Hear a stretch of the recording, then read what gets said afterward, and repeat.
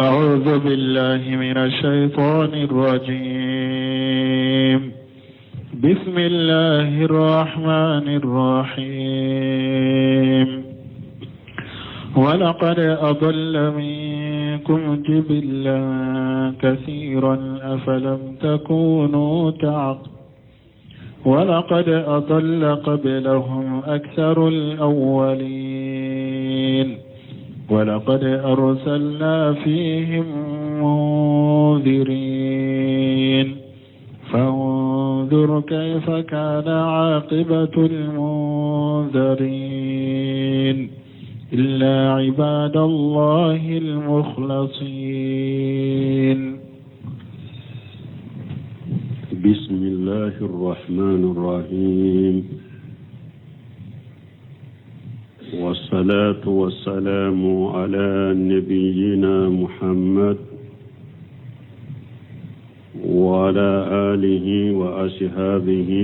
وسلم تسليما كثيرا. سبحانك لا علم لنا إلا ما علمتنا إنك أنت العليم الحكيم.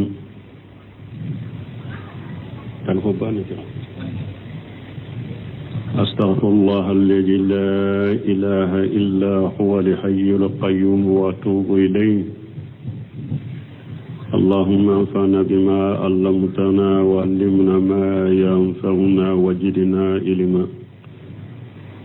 بكارثوية هجرية باكلة أني كمناني أني بناني أني ولون فلا شهر ربيع الآخر من هجرة سانكالون نانينا بسويني وطاني سباناي. ميلاد النصارى كجاتي بافلا أني موغا أني دورو سانكالو تانا بسويني ودوروناي. أمبي دورا بغو مستر جاقو أمبو كنو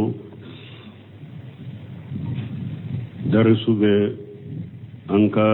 توسير لا. أعوذ بالله من الشيطان الرجيم. ولقد دل قبلهم أكثر الأولين.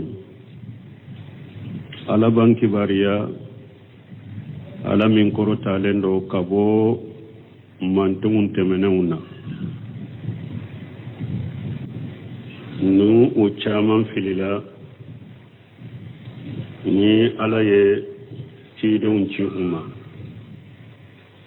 ولقد دل قبلكم أكثر الأولين. ولقد دل قبلهم ألكو أفللا مكان كوني مكا كافرون مغفلو جمكلو فلو تشامن دي فللا مكا كافرون. ولقد رسلنا فيهم منذرين ومغفلو تشامن من فللا ne ala ye bagabagali kelaw ci uma. fanzuru kayfa kana aqibatul munzarin. aw kallaje mogo munum bagabagara numa bagabagali mina ulaban kera chogomi. aw ku laban laje ku laban manye nunu kallaban manye chogomi de. aw ci dem manton fana munum fana be ciiden galon tigaya nute soatama aw fana kanka sira akanka joro o nyogona kanata awso illa ibadallahi almukhlasin. fone alaka jon qalasilaw ne alaka jon qalasilaw laban ko jugun ani janga katani lajaba ma uluso. ibn kasir ko يخبر تعالى عن الأمم الماضية ko ala banki bariya ala min koro talendo kabom manton temenuma anna aksarahum kanu dallin kom manton folo jamakulu folo ku chaman kera fil bantide yajaluna ma allahi alihata ukhra u chaman yebbato fe morede bato ko fara alaka. وذكر تعالى أنه أرسل فيهم منذرين ينذرون باس الله ala yan kibariya fana ko alaye baga bagali kelaw ci umma munum bu baga kabo ala kaminalina ka janga katama wa yuhajjirunahum sawtatahu nubu baga kullasra kabo ala kaminalina wa niqamatahu ana kanyangilina ka janga kata mimman kafara bihi wa abada khayrahu mughula munu nu kafirani alaye ani kafen wure bato kafara alaka bagabal kilaw cira umma nubu bagaba kabo alaka janga katawma ani alaka minani ani alaka nyangilu wa annahu tamadaw ala mughalafati urusulihim wa takjibihim ala yankibar ya fana ko umman ton folon o jama kulu folon cide mun ciru umma ku udumera cide mun sosolika anyi cide mun galontigali bagabali ma fenya udumera uka cide sosoka udumera uka cide galontigali udumera ka fa ahlaka al mukazzibina wa dammarahum okele munu nye cide galontigaya alaye ulu halaki ku be guruja wa najal mu'minina wa nasarahum wa jafarahum alaye mu'minu kisi ku deme ka sheduma kafirin nununka walihaja qala taala ninde koso alako fanzuru kayfa kana aqibatul munzarin akoy kallaje mogo munum bagabagara numa bagabagali mina ulaban kera minye illa ibadallahi almuqlasin wa alaka jon kalasilew la jabama ulusoro alaye ulukisi ولقد نادانا نوح فلنعم المجيبون ونجيناه وأهله من الكرب العظيم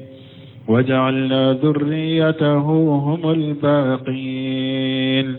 وتركنا عليه في الآخرين سلام على نوح في العالمين إنا كذلك نجزي المحسنين إنه من عبادنا المؤمنين ثم أغرقنا الآخرين تمامي على جمع كل فلو چامان فيلبانتي وكفلي على يوفو كو چامان فيللا كبو على كسرما أني كسي سرا تمامي على يوفواني على بنا دوكا بانغاني جمع كل فلو إنكالله على كافران فانسيا aya gorbali fo ku chaman filila ko ale ci de un chuma ka bagabar kala chuma abena ulu do de faram fansianye ala ko la garina deena nuh ako wallahi nuh yanne ala wala fala ni'amal mujibuna jabul kala nyana minyen nuh jabi jabili kala nyana jabili kala mi nimme nya wala doro abi jabi o ye jonye ala jabili kena nyana minyen nuhu jabi ala ya jabi akontige ala rabbi la tazar ala al-ard la tazar ala al-ard min al-kafirina dayara akontige ala kafiri so kale kanato dugu kolo kade aya urela inni maqlubun fantasir ala usera ne ma wenne kanyade e ala yere kanne deme nuhu kele ka ala wala nin wala doro ala ya jabi minye nuhu jabi jabili kela nyuma ya jabi wana jainahu wa ahlahu min al-karb al-azim ala ko alaye nuhu ana ka demba ya ayu kishi kabo geleya ma geleya min ka buko sobe minye ni juwoyo minana sankaba be jijigi dugu kolo be jipoyi foji furain tarabbe sanni duguce danfen tumbe dugu kolo ka be halakera fo nuhu ni munun tumbe batokolo o gele ya bay ala ko ale nuhu na ka demba ya kisoma wajalina jurriyatahu humul baqina ako nuhu ka juruyana ka bonson ne ala yo ulu de ke mogo ye munun tora dugukolo kan ni hadamadenw to bora ulula nuhu na ka dembaya min tumbe kulin kono ni munu limana ka faraka hadamaden munu be jiya kono sisan ulu bora ulu de la wa tarakina alayhi fil akhirin ala ko tanuni aye o tanuni to nuhu ye mogo laba munun nana nuhu ko fa bebe nuhu tanu hari ciden ka manto salamu ala nuhu fil alamin kisibe nuhu ye aka wakati mogo la danfe uncela kisibe nuhu ye danfe uncela innaka jalika najzil muhsinina aw ne ala ye nuhu sara cogomi ani munu limana naye ne ala yu sara cogomi ko kisi cogomi ko ka jugu halaki nuhu doronte de ne be mogo nyuman be sara nin cogo de la mogo ni nyana de ni ala cenye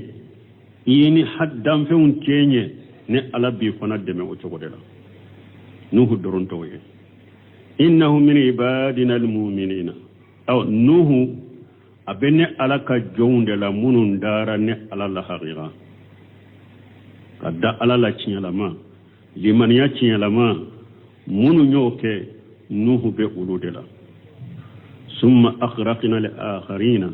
o ko fe nuhu kamugo to nunu ne ala yulu beto jila nyube halaki bun kasir ko lamma jakara taala an aksar al awwalina annahum dallu an sabili najat tumami ala ya fola min koro talendo aya fo kabo jama kulu folo chama na ku ufilila kabo kisi sirama tumami ala yo fo ko jama kulu folo chama ufilila kabo kisi sirama sara yubayyinu jalika mufassila aw ala nana dosi sabake ko de banganye ka faranfansiya fajakara nuha alayhi salam ala yen nuhu fo ala ka kisbe nuhu ka wama laqiya min qaumihi min at-takjib ani nuhu ye galon tigali min kumbe nyogonya kabo akamugoma ayo fonye wa annahu lam yu'minu minhum illa al-qalil ma tul al-muddat kaira kunnuhu kamugo mogo simal limanani nuhu ya kamugo la fo jamakulu fitini kafara nuhu ka furanse jayinka na ye furanse jamminka wuccela nabu wele labisa fihim alfa sanati illa 50 ama nuhu ye samba kele sambi duru tala sambi bi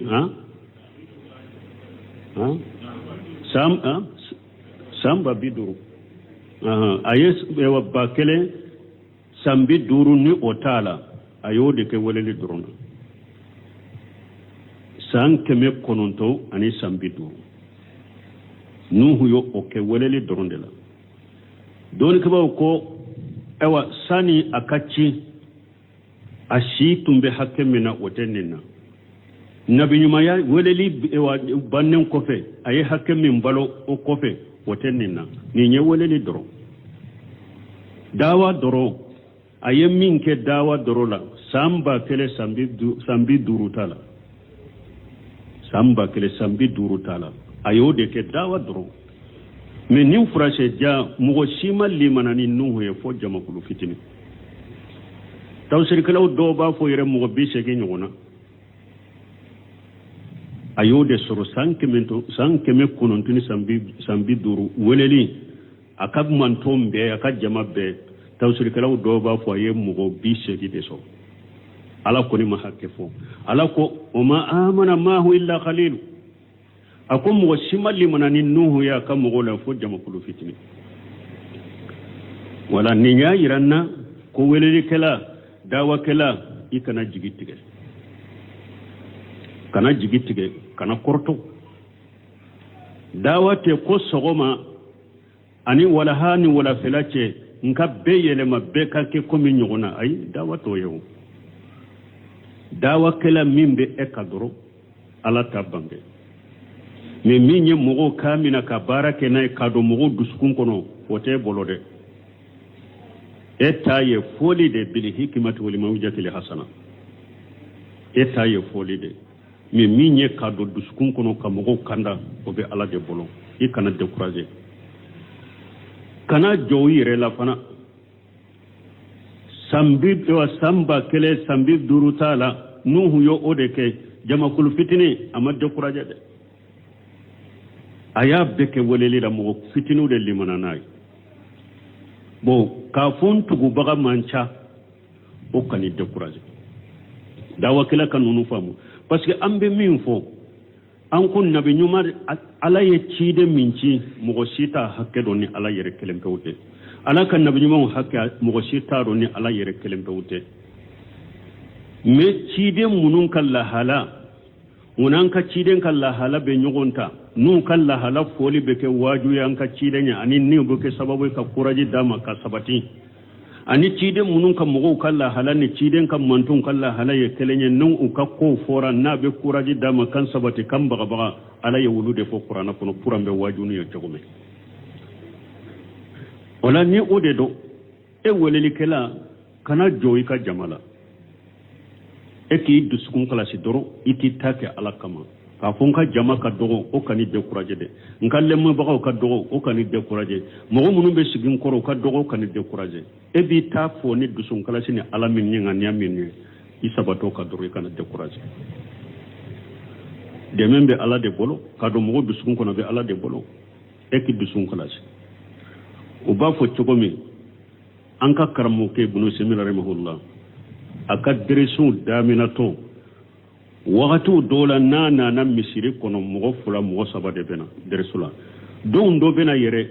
mogo shite na deresula ba fo salli welela ma na sigi nka deresu fo ka lamme bunu semina rahimahullah me abe fatu wakati mi ni aka halaga be jo aka deresu be sigi mogo keme duru be siga koro kalande keme duru ba no fe wala hadama den dawa kila kana décourager konka jama ka dogu nuhu fule samba kele sambi duru tala mo simali mananay ni jama kulu fitinute afamura kana décourager kana jowi yerela ko nka jama ka dogu ay iddu sukun kalashi ambo famu nuhu ka welelila amba famu nuhu ka welelila fana tinyate jama koye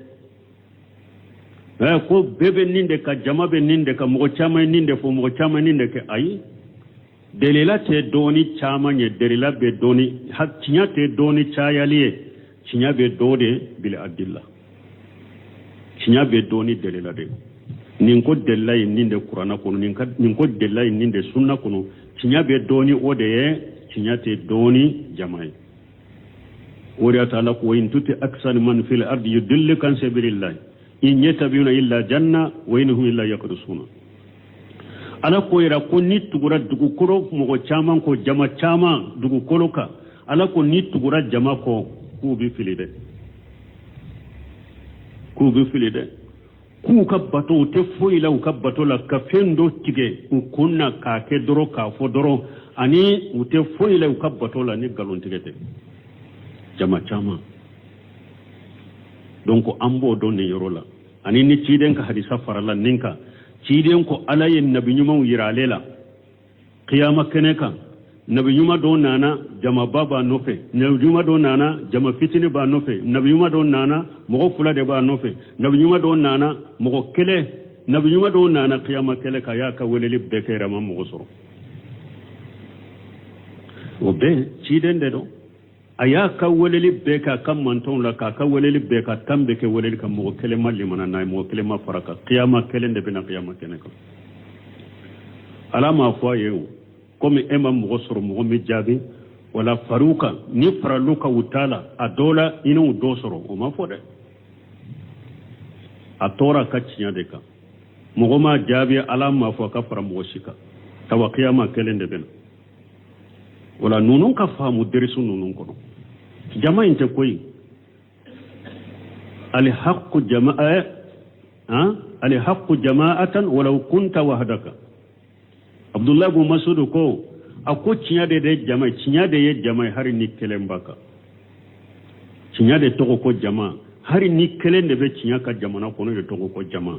du kono kelen de be cinya ka de to ko jama du kono kelen de be cinya ka de to ko jama an kan nunu famu الجماعة ما وافق الحق ولو كنت وحدك يا رو أننا نتوقع جماعنا الجماعة ما وافق الحق ولو كنت وحدك جماعة de min be na ciyama hari ni kelen de baka ore to ko jama'a an kan nunu famu nan nunu yorola an kan nunu lungo nya la famu nunu na jiya ciyana sisa de silamiya ciyana sisa doni ke bagaw yere cenya ewa cela de ciyana katima beka ibe kalambaga ni doni ke baga min furu bi na ajolem be sawaba ni ciyaka yelema taka kula kuma ute yelema lahala ute yelema bara ute yelema chogo ute yelema bolo illa marahim rabbi abekera komi noshi wala hinna kelen unuma ni bi aka kuma korola na ba kono wajuri kala chama be aka kuma korola min ba abolo konni nya haramu ye nintebbe iba sura ka kuma labaw aba Allah daga ube abe boda nyinala daga chogo nyinala oye balawye ni hada maden ko ni yele manani delila wota nonen do de etun ko fendo haramu yara ina na delila wulajje qur'ana ni sunna i katawra de kabo katawla wota nonen do de mini hada maden ka jenyiniye ani jamaka jenyiniye ani be da jamaye chogomi ani cirana jamaye ntumbe ninka nya do chamanta kashe sale de tinya in kayele manka betoma ode lago silendo iyyaka watalawunu fi din fa inna din Allah wahidun uje fata yode fo ka woshi akanna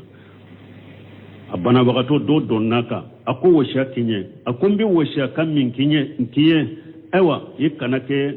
kuloru chamanye dinala de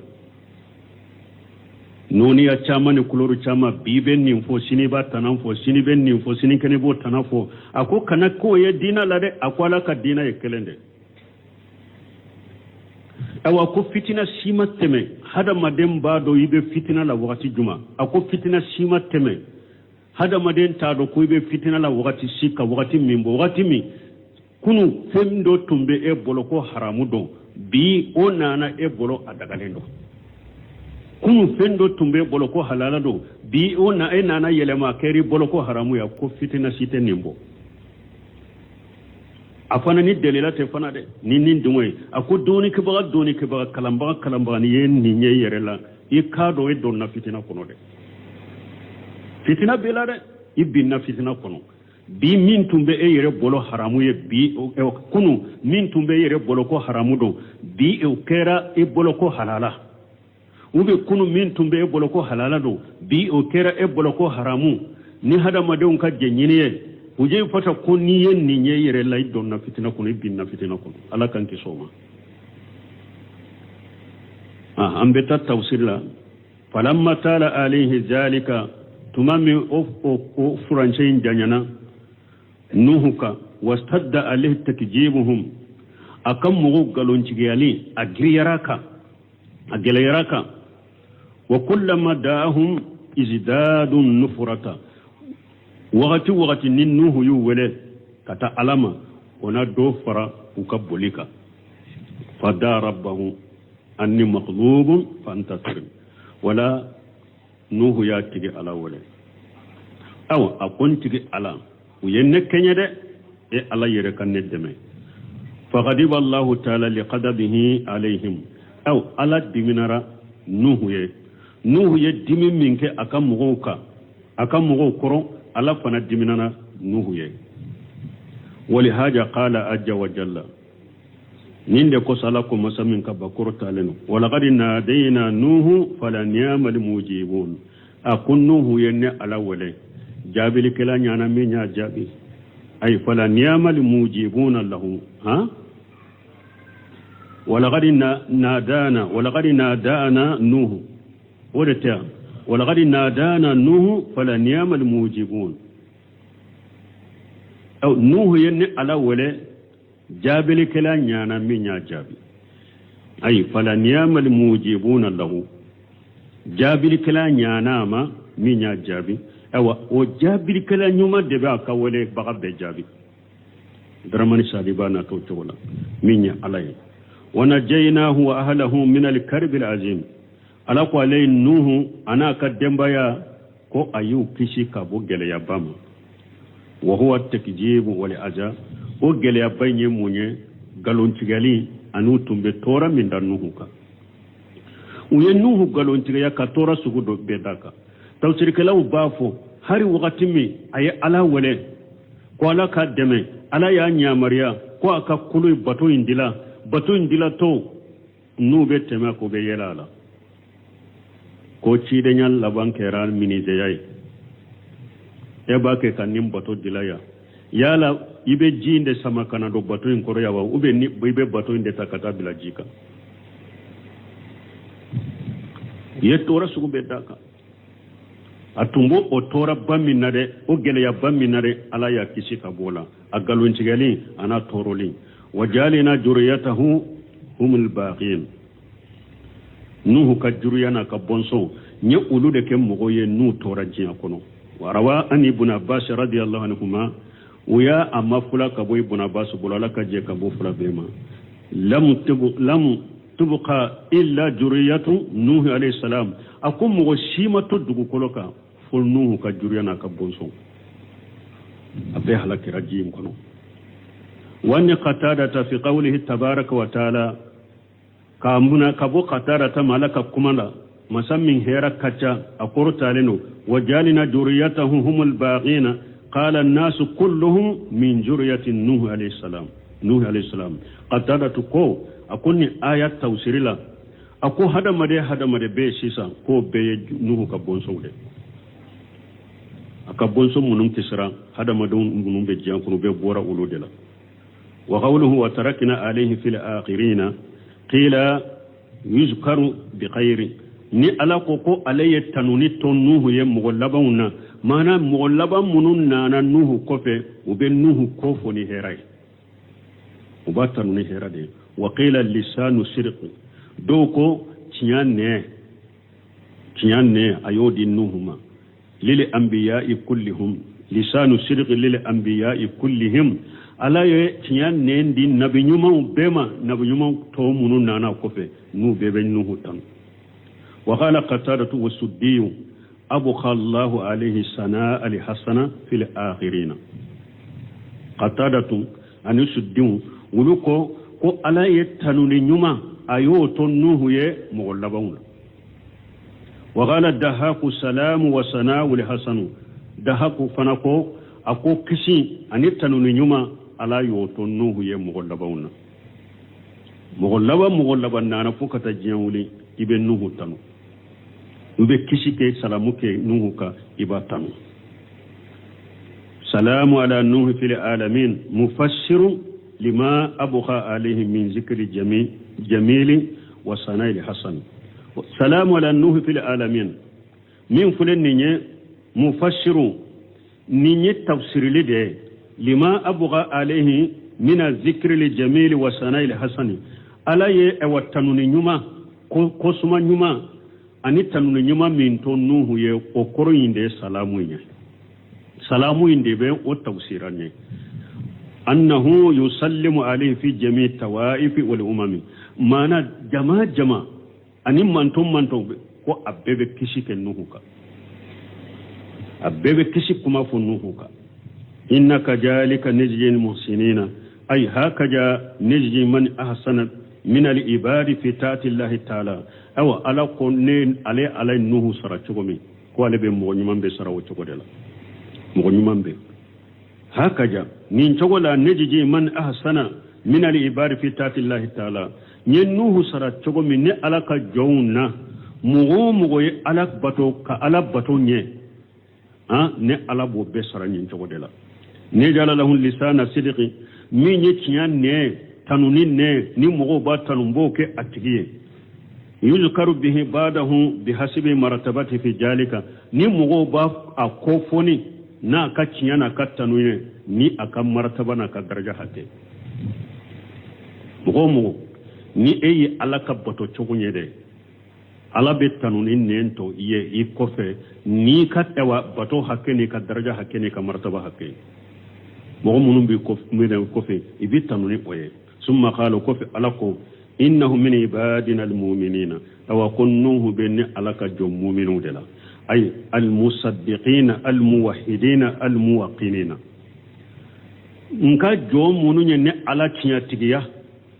nu ye ne ala ke kelempew ye kin kelempew bato ma foy bato ka fara ne alaka nu dankana ne ala ye nu be wulu de la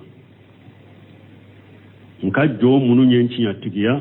nka jo munu nyen ke kelenye nka jo munu dankana ni ne ala nu be wulu de la summa aqraqna al akharina o kofe labamugo nu ka mugo to nyi wulu to jila ay ahlakinahum nyu halaki فلم يبقى منهم عين تترف نياما تولا مو كلمه تولا ني نيابه كومي كومي نياما تولا نيامي به كومي كومي به هلاكرا بتورا جيكونو ولا ذكر لهم ولا عين ولا اشر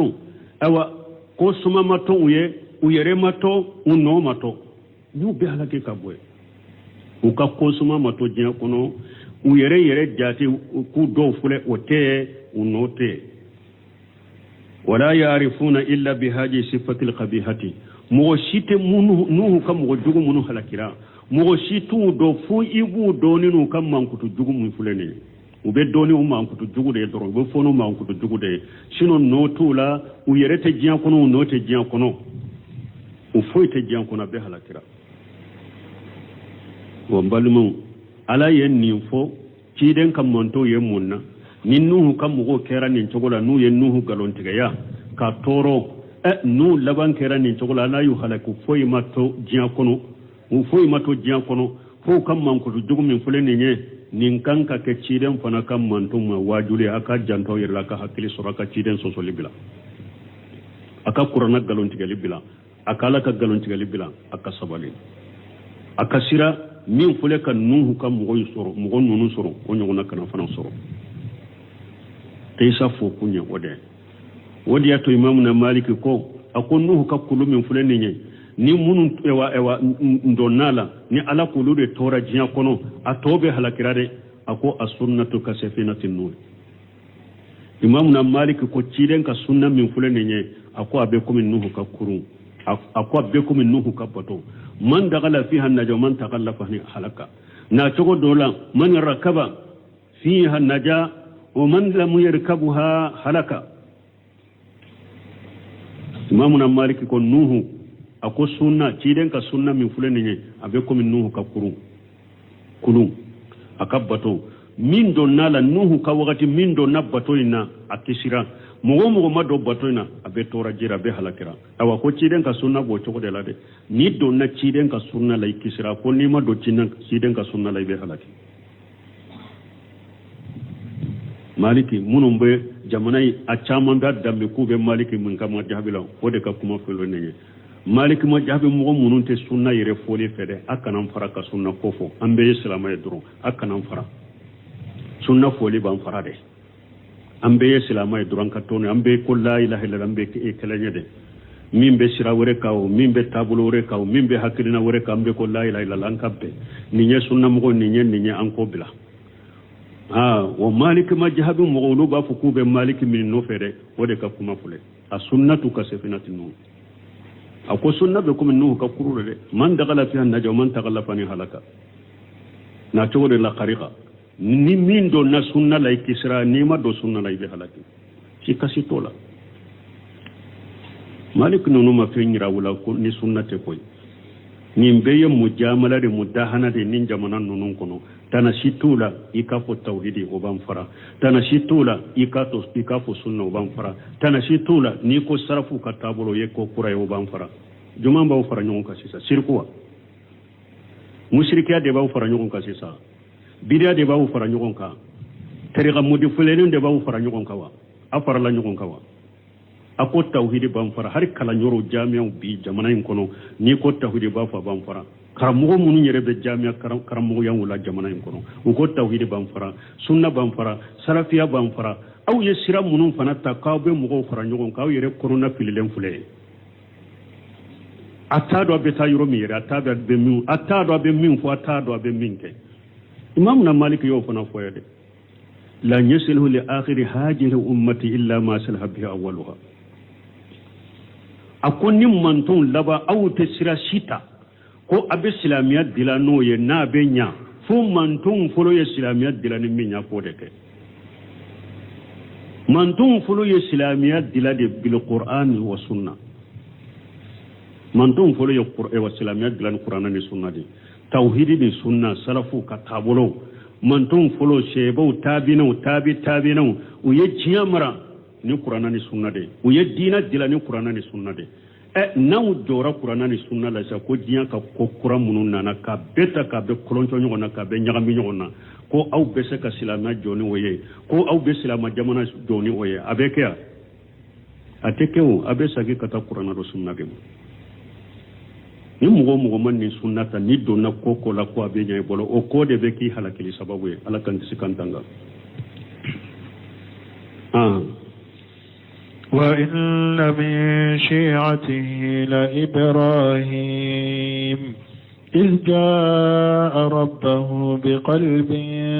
سليم إذ قال لأبيه وقومه ماذا تعبدون أئفكا آلهة دون الله تريدون فما ظنكم برب العالمين وإن من شيعته لإبراهيم ألقى إبراهيم أبنوه كجمادلا أبنوه كسنة عندك أبنوه كسرة عندك كمغو ولي كتا توحيد ما كجوني توحيد كي كولي لبك توحيد إبراهيم فانا تنبودك نوح يولي كتا توحيد ما يا قومي عبدوا الله ما لكم من الله غيره كمغو أي على كلمة baton fe ngore si taw bolo min ka bato chien ni ala kelem ko te ko ibrahima tumbode ka atumben nuhu ka jamainde la atumben nuhu ka ewa sunna inde ka atumben nuhu ka tabolo na ka tasira inde ka kamo wala ka tawhid ibrahima tumbode ka iji ja rabbahu bi qalbin salim tumam ibrahima nana tigi alama ni bisukunya bisukumin kisileno comme na ambena fo tawsirula iji qala li abihi wa qaumihi tumami ibrahima ko fama ani faka mugon ma ja tabudun akon fa ini kam mugon aw bake kamum batode ka konan jaki fayote danga denyo nimba ke sisa ni ko an fa koro tumben nin kare ni nyebidiyai an fa koro tumben ni lada ka ni qur'an ni sunna ma nyugonta de an kabila an fa koro tumben ka sunna te de iyaye ko alebe harafa uni am kam go folo dogoya de ayu be ke filibante ibrahima ya kede akon fa ina ay kam go ba ke kamum batu min ka gelen ni na ibrahima ko ako ya abati inni araka wa qaumaka fi dalal mubin wote akon fa ne eni kam go wi abe filila filimin bangalendo de jombe se ka ko ibrahima e dangade ko pasga yi ayak fa ka filibanti afo jombe se ko fo akon fa ne eni kam go abe filila filimin bangalendo de ni kam go folo ni ka wa fa koro ni ka karamo koro yere soro utumbe kuma do fo cinya tala della tala masaha utumbe ke wale do la masaha utumbe lada do la masaha utumbe ko do la bidia do ko bange ko jeya mo go yote danga de ayede oye ala ka dina de ibese ka konnan jake ni fa be nyana mo yala ibese ka konnan jake ay koni majigila ne si hani konnan je ba ke majigina ni kuma chugo nyuma ita ale take komi mo to me ki fa bila sira ka konnan jake ko te danga de ayede ako eni kam wabake kamum bato a ifika alihatan duna allahi turiduna ako safu ngalo bato fin ngalo lama ka galon tige ka fiun doke bato fiun nye galon ka ni alate ku bato ku fara alaka turiduna au go lude nyine ku bato fiun galon lama aw be ulu de nyini ku bato ko fara alaka bato fe munun ka bato ngaloye ka fuma bato fun yere ka bato fun to fure yere ngalo ku bato ngalo bato fe ngalo la maw aw be ulu de nyini ku bato ko fara alaka kan mo mfa ini kan mo fama jannukum bi rabbil alamin aw yere ka jigila sisan aw bake ka ni mushrikiya minke ka fe mure min bato ka fara alaka aw fana jigila sisan qiyama ala be munke awla aw yere ka jigila qiyama ala be munke awla ninka abe minka wala bunkasir ko wa inna min shiyatihi la ibrahima min ahli dinihi ala min hajihi wa sunnatihi ibrahima abe nuhu ka dina de la abe nuhu ka tasira de la abe nuhu ka sunna de ka ibrahima tumbe nuhu ka dina de la abe nuhu ka tabulo de ka abe nuhu ka sunna de ka min ala kelimpe ka bato foy kana fara alaka iji ja rabbahu bi qalbin salim tuma minni ibrahima nana tigi ala mani dusukun kisilenya qila ya anni shahadata an la ilaha illa allah donc dusukun kisilenya munye seri kuma ka fo bato fensite min ka bato e ciyaye ni ala kelimpe wute tawhidi wani auf qultu li muhammad ibn sirina kamina anfu ma ko alaikum muhammad ibn sirina mal qalbu salim ko alaikum dusukun kisilanya jumaye qala muhammad ibn sirina ko ya lamu anna allah haqq akod dusukun kisile mba do ko ala de ciyaye wa anna sa'ata atiyatu la riba fiha dusukun kisile mba do ko qiyama na tolo shikatala wa anna allah yabasu man fil qubur dusukun kisile nyade ni mba do ko mo munum be kaburu kono la gara labu kono amur won sina ko ni de dusukun kisile nyade wa qala li hasan salimu min ash-shirk al hasan ko dusukun kisile nyade dusukun min kisira kabo mushrikiyama mais ayebul qayyim lamme adda wa dawa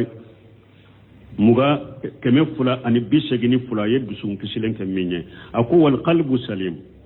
huwa alladhi salima min ash-shirk ako dusukun kisilen ya dusukun min kisira kabo shirku makele wal qil ani ewa dimi mo nyuma kam mo woro mo dumuro ka dimi ka ki dusukun kono wal haqli ani besen koniya dusukun min kisira uma wal hasadi ani hasiriya wasuhu ani nafulo kanu ko jugu wal kibru ani yere bonya wa hubbu dunya ani jiya kanu wa riyasatu ani nyema ya kanu bul qaymu ko dusukun min kisira kabon nono man ninde to dusukun kisile aye joli jate huwa alladhi salima min ash-shirk wolon fula salima min ash-shirk min kisira kabon mushrikiyama wal qill ani ewa islamu mo woro ka dimi ka ki dusukun kono baray dimi lembe mo koro dusukun min kisiro ma fula wal haqida ni besen kono ya dusukun min kisira kabo masaba wal hasadu ani hasiriya dusukun min kisira kabo hasiriya ma duruna wasuhu ani nafulu kanu ko jugu ote duruna worona wal kabur ani yere bonya dusukun min kisira kabo yere bonya ma wa hubbu dunya wolon fulana ani jiya kanu wa riyasatu segena ani nyema ya kanu jiya nyema ya kanu nono duskum min kisra kabon nin fen segema akon ninde to al qalbu salim awa ni duskum min kera nin to la fana ala bi kanu malikaw bi kanu jonyuma be kanu ala be kabulu ki ye jiya kono be kanu ndella ko fo yanko usemu ko dondola ni burumbaji sigile rahimahullah do ya nyini ga koy bumbazi ko munkera sababu ye ka kabulu ke eyede ni ala ya ke mo ye jiya mo nyuma de bebi kanu bebi fe o sababu ye munye bumbazi ya kumbiri amaso ka kuma atigi sagira nyini kalinka bumbazi ko akolla allah abese ka ke ne ko ni mo shika kotin dusukun kono mogo sika kote ne kono minye mogo minye doro iga tawra mbese ka dibila nkele ni kele mbese ka nesiha minki yembe o nesiha kiye ki bilasira mais ka fo mo ka besen ko yana ka hasira da ka kobe ne kono mo site ne ka kobe ne kono la lamba jigi o de kera sababu ni ala yin ninke wala ni mo min ni e ba fo mi go ki kanu e ka kabulu soro mo go ko kanu fe ngore tew ka ke dankarile mo were wala nka bebbi nka betro chinya purun to ka bo o tew yiddi sukunye do yiddi sukunye ni yiddi sukunje ya kata alaka jowma ni mo min be kata min na ina konanjiya silamiya sare konanjiya sugu munun fo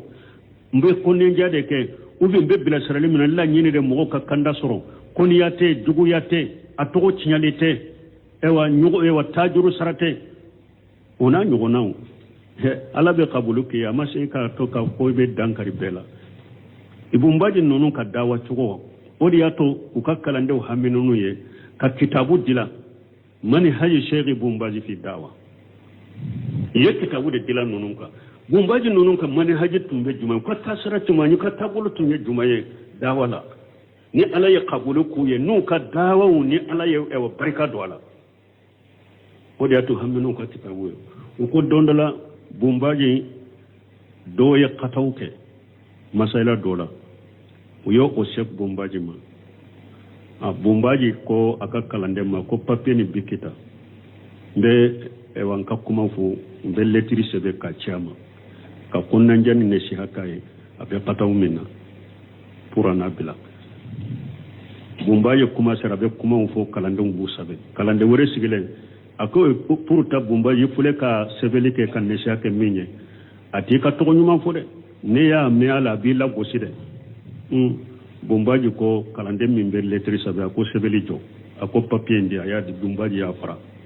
akonte araduka ka tuni uko muna ko ninya araduka ka ninka abe ko min nyinyere de defa tellement que nyame ko aye fen fone ninya araduka ka ninya ninyere de defa etumbe se ka suturai kana ufone etumbe se ka suturai kana ufone wo sisa nete araduka ka la nyogona doni ke baga wore arabo koro o kolo o be araduka ka men ne ko ni taka ka tukuni ni nya kaka abe ko min nyinyere de fa kele afulana ale fana kanata miri yere bonya kanata nye min faye de ayode me wodi ya to yara duke neka setane be sekata hari na tumbe sagi tuna de sagi Allahu akbar na unyan to me mo da dro ambeta sigaka tajuru sara o te dawa yo mbali mo bumbaji ni fule ka minke ni nye dersu ya de ni nye dersu ba de hada madenki janton ninna donc fo en cas de sukun ka kisa ma fo mo ka mo ye katawla ka tola kam mo ka kataw bange ka kataw yira kan ni shake mo ye a chogo de be ay materi dawa bolo de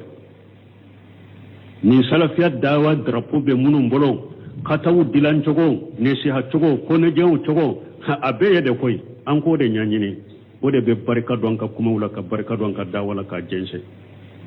ala kan du sukun nyembali mo kan du sukun kisi kan du sukun kisi len dama إذ قال لأبيه وقومه ما جاء تعبدون ثم أكو فاما نفان أنفا كمو أكو أو بي منبتو دي أي أنكر عليهم إبادة الأصنام والأنداد من إبراهيم أي إوا بولي باتو أني باتو فمرو باتولي كفرالك أيون ننكريا أكموك ولهذا قال أجا وجل ودي قصة لكم وسمين كبكور تعلنوا أي فيك آلهة دون الله تريدون يا لا قالون باتو فيو أو بو أولود ينكو باتو كفر عليك فما جنكم برب العالمين أو جيجي من يندم فيهم تيجي على قوابي أو جيجي لفنا على كانك ممكن أو لا سيسا قال قتادة يعني ما جنكم أنه فائل بكم إذا لغيتموه أو كجيجي من أو يألاكم بنيونيا لا غرا نينكا أو فنا كجيجي لو على كانك ممكن أو لا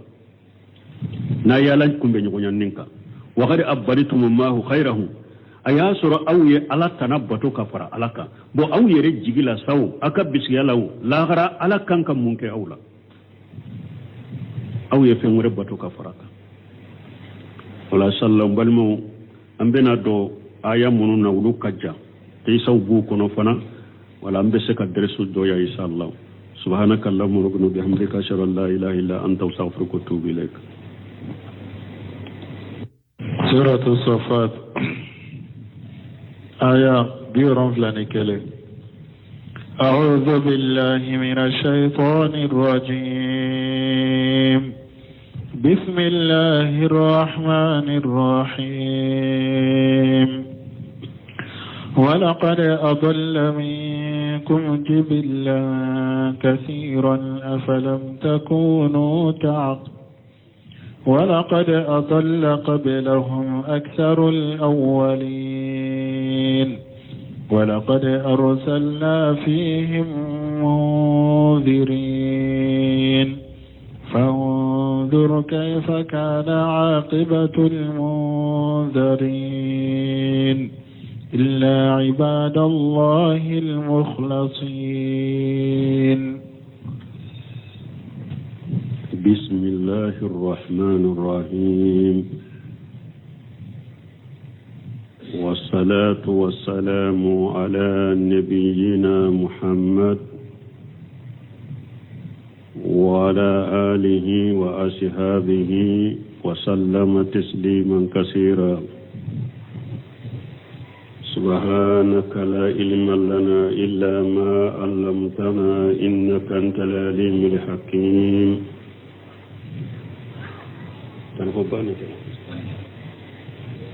أستغفر الله الذي لا إله إلا هو الحي القيوم وأتوب إليه. اللهم انفعنا بما علمتنا وعلمنا ما ينفعنا وزدنا علما. بيكارسوي هجرية باكلي أني تمناني أني بناني أني ولون فلا شهر ربيع الآخر من هجرة سانكالون نانينا بسويني وتاني سباناي ميلاد النصارى كجاتي بافلا أني موغا أني دورو سانكالو تانا بسويني ودوروناي أمبي دورا بغو مستر رجاق وامبو كنو درسوا بأنك توصير لا أعوذ بالله من الشيطان الرجيم. ولقد دل قبلهم أكثر الأولين. على بنك باريا على من كرة لندو كابو من تمنونا نو وشامن فيلا ni ala ye cidon ci umma wala gari dalla qablakum aktharu al-awwalin. wala gari dalla qablakum alako afilila makkan kawunye makka kafiru mogo folo jamakulu folo chaman de filila makka kafirunye. wala gari arsalna fihim munzirina mogo folo caman min filila ne ala ye bagabagalikɛlaw ci u ma. fanzuru kayfa kana aqibatul munzarin.